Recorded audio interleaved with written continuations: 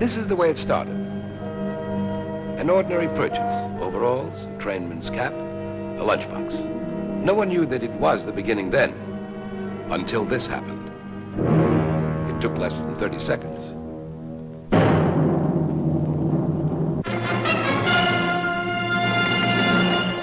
The stories that shock a nation, move them, make them laugh, begin here.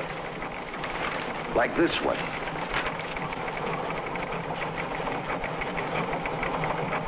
It was this bank robbery that took reporter Ray Fulton on a long and almost hopeless search for truth. As you watch his story, bear in mind that it could be yours. It could happen to anyone. We're rolling now. The presses are rolling on Deadline.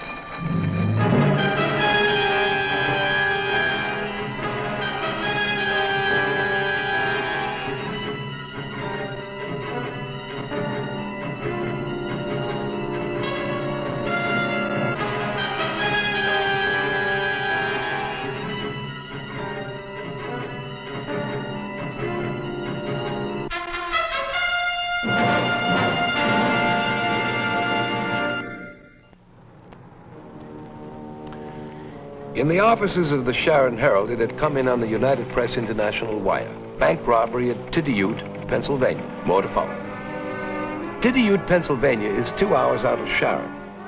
At the bank, Ray Fulton found Corporal Johnny Masters of the Pennsylvania State Police, area supervisor of criminal investigation. How much did he grab? Have you figured it out yet? Well, it's at least 10,000. I just filled up my cash drawer when he came up to me. What did he say? Anything? Oh, I just held that gun behind that lunchbox. Didn't have to say anything. A lot of men like that come in here. That trainman's cap and that lunchbox. You'd never take him for a crook. Well, why should you? He looks like just anybody. Well, didn't he hide his face? Not behind a mask or anything. Then you can describe him. A little bit. He had his cap down over his eyes. Well, he was smart, all right. Let him be smart. Smart as he wants. Why? He'll keep being smart till he makes a mistake. We've got a 3-state alarm out for him. He'll walk himself into something. Watch. Now, let's go over it again, right from the minute he walked up to your window. The holdup took 30 seconds. A long time when a gun is pointed at you. But the identity of the bank robber remained unknown. The story rated half a column. A crime had been committed. Police were working on the case. Ray Fulton knew there would be no follow-up unless they caught him. He was wrong.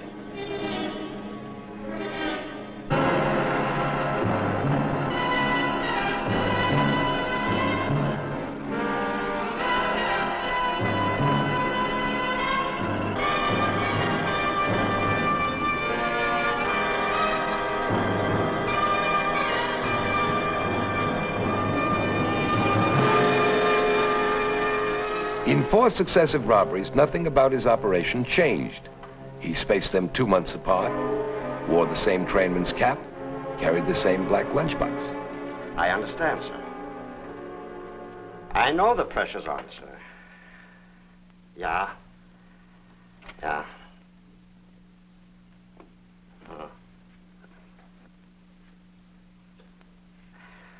Yeah, all right, sir. I'm doing the best I can. We all are. Yes, sir. Right, sir. Right. Right. Yeah, goodbye, sir. You fat walrus, sir. Trouble, Johnny? Everybody's making waves. Pretty soon some boat in the Capitol's gonna rock, and they'll be looking around for somebody's backside to kick. And, Ray, boy, I'm vulnerable. There's nobody more vulnerable than the corporal. Oh, me. How's that drawing coming along? Oh, it's almost finished. Good, let's take a look.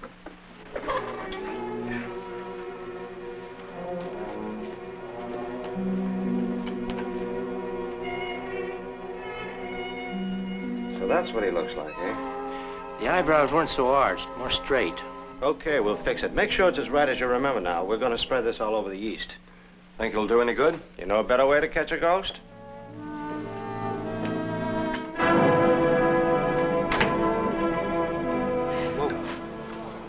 There. What there? There. It's ours. You're joking. Oh, I'm not joking. It's ours, if you like it. Oh, darling, it's beautiful. It's easy. Down payment, little blood every week. Oh, George. Hey, All right, stop it. Come on. darling, you're the most careless person I've ever known. You just wait till we're married, mister. No more frayed cuffs or collars. Yeah, I'll probably have to comb my hair, too, huh? Well, I guess you got a lot on your mind, the business and everything. No, let's face the truth, Peggy. I'm sloppy. I'm just plain sloppy. Come on, let's go in and look at it. I forgot to get butts. I'll go to the county store. I'll be right back. All right. Go ahead, I'll wait here. Get used to the idea.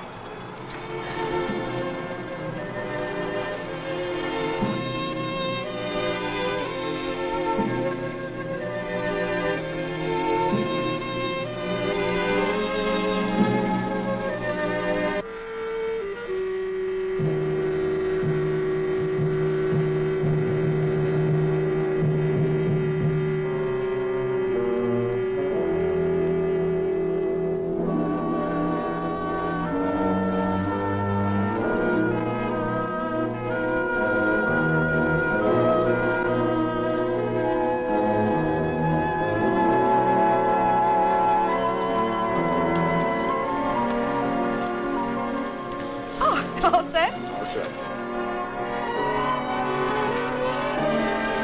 George? What? Freeze. Don't even move him up. Hey, wait a minute. What is this, a joke? Leave him alone. What's the matter with you guys? Who do you think I am? That's him, all right. What do you mean it's him? You guys got things all balled up. Let's go. You're under arrest. Go, hold it. Hold it. My name is George Norman. I live in Sharon. You can call my folks. They...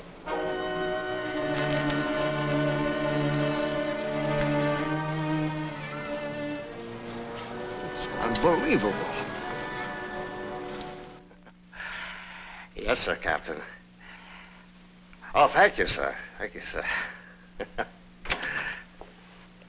No, not yet, but we won't have any trouble. Don't worry, sir. Nobody's going to lay a finger on him. Yes, sir. Right, sir. And thanks again, sir. Goodbye, sir. Now, there's a real nice guy. Who, the Fat Walrus? Oh, did I say that? Has he confessed? Well, give him a chance. He's only been here 2 hours. They wouldn't be sweating him, would they? You think this is the Kremlin or something? Just asking. Can I listen in? Why? Well, why not? Unless you've got something to hide. Are you kidding? That poster of the sketch was my idea. They'll probably run me for governor. Come on, let's take a look.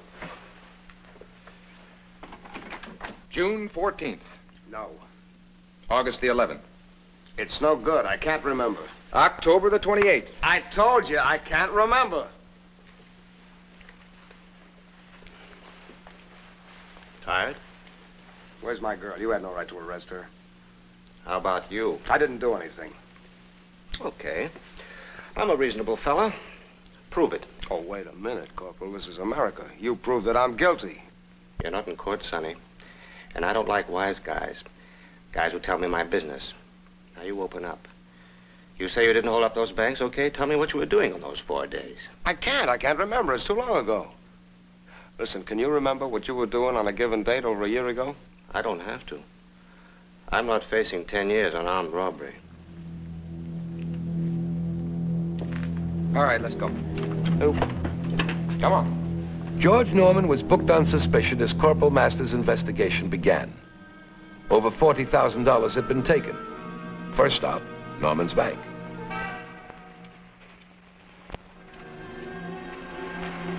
Well, Corporal Miley, you sure drew a blank in there.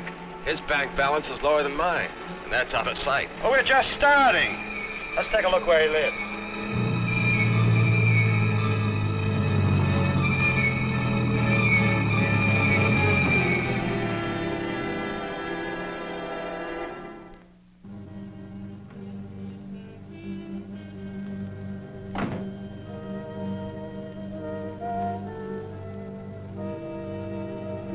Well, he sure didn't put any money in this house. He's got it somewhere.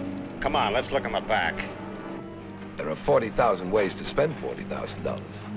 The The police would have been satisfied with tangible evidence of just one. A new truck can cost $4,000. A new car, $2,500. Now they had it. Okay. He said he was broke. The bank agreed with him. But still he's got these. How is he going to explain them? Tell us where you got the money, George. I told you 100 times. I had it. Did you? My friend, you were dead broke, too broke to pay your employees until after the date of the first robbery. Then, suddenly, you paid them. And just as suddenly, you got yourself a nice new shiny car and truck. Oh, come on now. I told you my old car was wrecked. I'd wreck it too if I used it in a holdup. Why are you doing this to me? Now, cut out the act, kid. I've seen it done much better. Now, let's see now. Your car was green, huh? Yeah. Or was it black? Yeah, well, both. Both. Well, I had it painted. It was black. That's funny. My report says you had it painted after the robbery. Well, I don't remember. It was scratched. Listen to me, Sonny. First you hold up a bank. Then you try to disguise your car by having it painted. You get scared. So you deliberately wreck it and buy a new one. No. Where did you get the money to pay your employees and buy a new car? Ooh. This is gonna sound all wrong.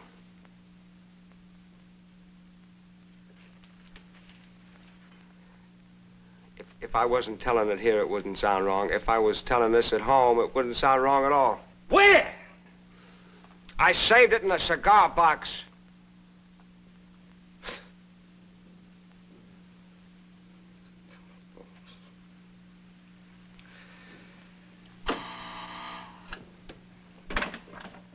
Yes, sir?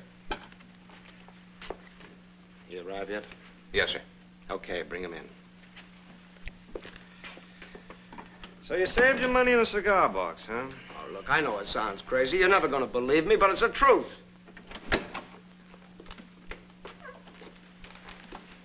Look him over carefully, Mr. Neely. Stand up. Stand up. Put your hands down by your sides. Well, who's he? Could he say it? Yeah.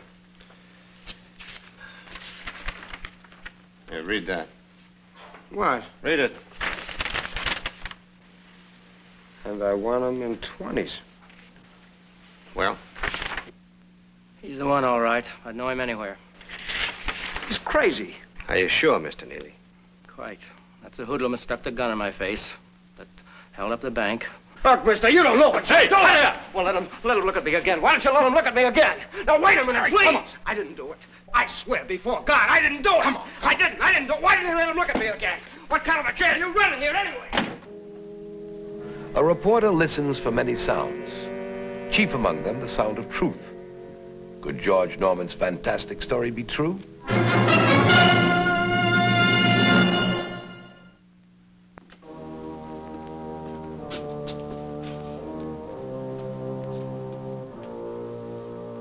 Just call when you're ready, huh?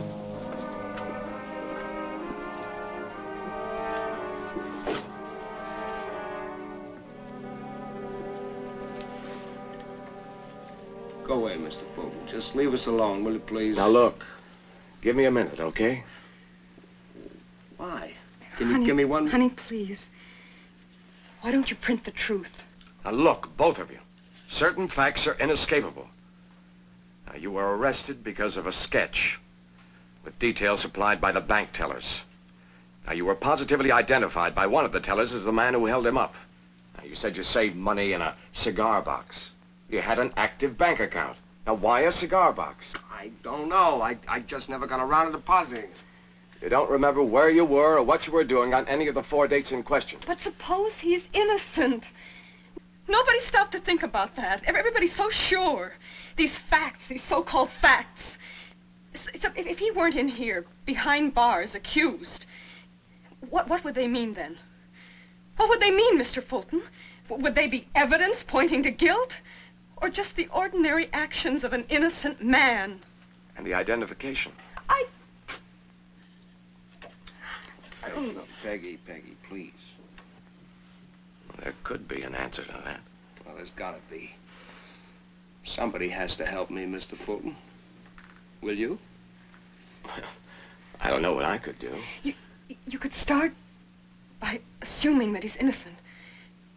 Like the law says. Don't they have to prove him guilty? Just start all over again, Mr. Fulton, even if you don't believe it. Just think that he's innocent. And then everything, the cigar box, everything changes then. I'll come back tomorrow.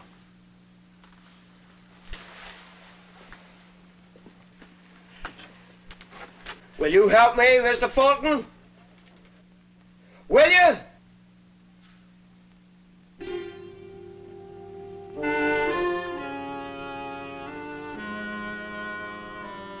Ray Fulton was a reporter, not a cop.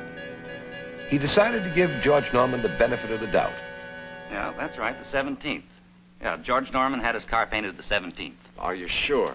Well, why would I kid you? 17th. That's after the robbery. Yeah, could be. Tell me, do you know Norman? Oh, a little. I work for him now and then clearing some ground. What kind of a guy is he? Oh, nothing much for my dough. You hear a lot of people say he works hard, but for my dough, he's a slob. Meaning? A slob in everything. He dresses like a slob. He runs his business like a slob. Me, I like a guy who pays his bills on time. You know, remember when he owes you for work he did. I take it you don't like him. Well, take it any way you want. To me, he's a zero-type guy. Nothing. Thanks. By the end of the second day, the search had uncovered nothing, except a growing certainty within himself the police had arrested the wrong man.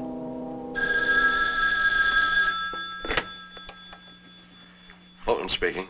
Mr. Fulton, this is Harry down at the service station. My assistant tells me you were in here asking about Mr. Norman's old car. Well, I don't know if this means anything. He came in here asking to have some scratches on his door touched up. It was me suggested that he paint the whole thing. No, just the scratches. Painting it all was my idea. Thanks. A small thing, but it proved that George was telling the truth about his car. If part of his story was true, why not the rest of it?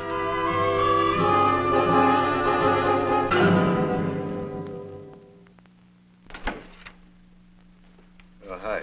Hi. What's this I hear about you rooting around town on the Norman case, huh? Just doing some newspaper footwork. Yeah? Sounded more like defense footwork and definitely biased. They're on your neck, Corporal. You want this case tied up nice and neat. No fuss, no mess. But I happen to think you have the wrong man on ice. Oh, get out of my hair. You've gone off half-cocked. Because maybe that babe of his batted her eyes at you, huh? I've got a case here, a good case. Based on facts, not fancies. Yeah? Well, how about the car? You were so sure about the paint job. He was trying to hide it as a getaway car. It's a small point. I know all about it. But it shows he was telling the truth. Now, maybe the rest of his story is true. In your eagerness to play Clarence Darrow, you're forgetting one thing. He was positively identified by the bank clerk. 1 out of 4. The others weren't sure. One was, and Ray, my boy, that's all the witness we need. Now, do me a favor, lay off. The next time we nab a guy who looks innocent, I'll call you, huh?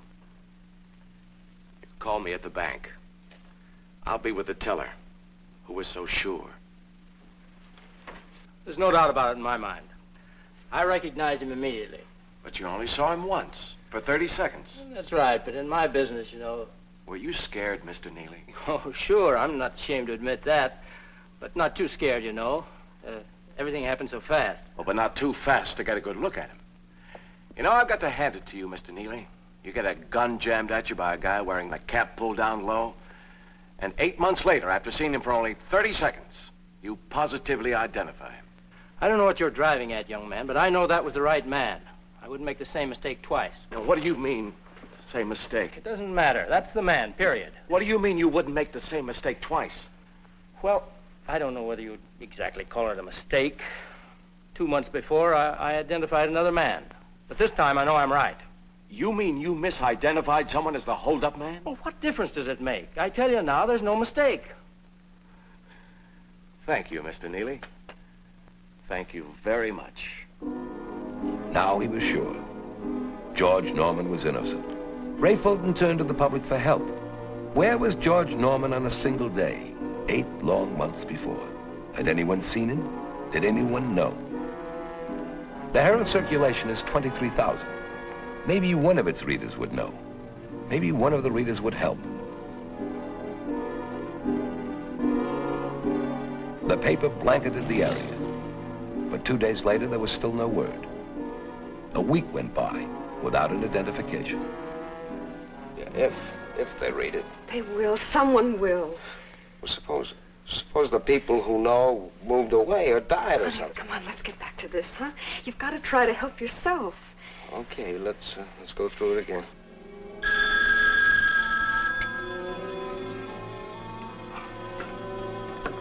Yeah. He needed time. A little more time. I'm sorry, Ray. The indictment stands.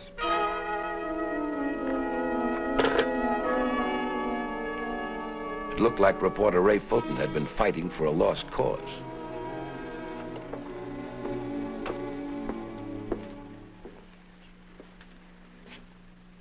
George?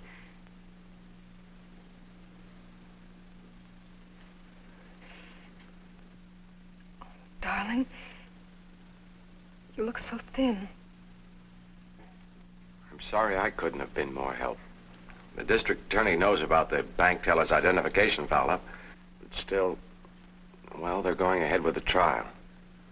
It's funny, you know. I thought the appeal in the paper might... Well, I hope they give me a low number. It'll show I have some pull with the state, huh? All right, all right, let's go, Norman.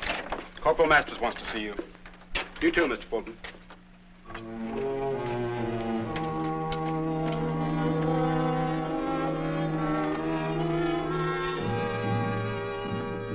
You wait out here, miss. Let her come in, too.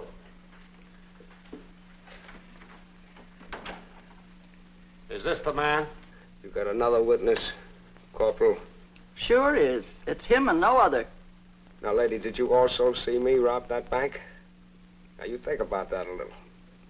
Maybe you saw me shoot somebody or dynamite a bridge. Only you would know that, George Norman. Are you sure it's him? Well, I said it was, didn't I? Do you think I'd drive 80 miles if I wasn't sure? Don't you know me, for pity's sake? Why? I'm not surprised. The sloppy job you did on my place. Mrs. Cook.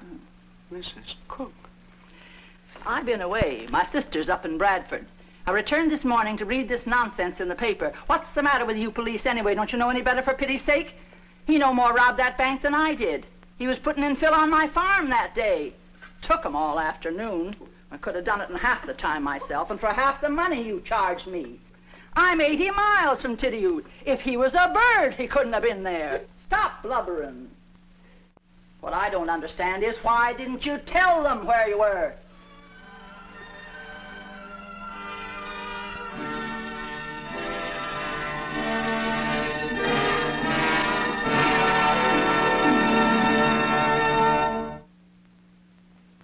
George Norman went to trial and Mrs. Cook took the stand.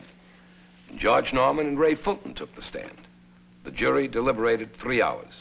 When they came in, George Norman was a free man. A newspaper man's ears tuned to many different sounds. The 4 bells of a bulletin on the teletype, the phone tip from City Hall, the wailing siren of a birth or death, and a sound that sometimes is hardest to hear, the sound of truth.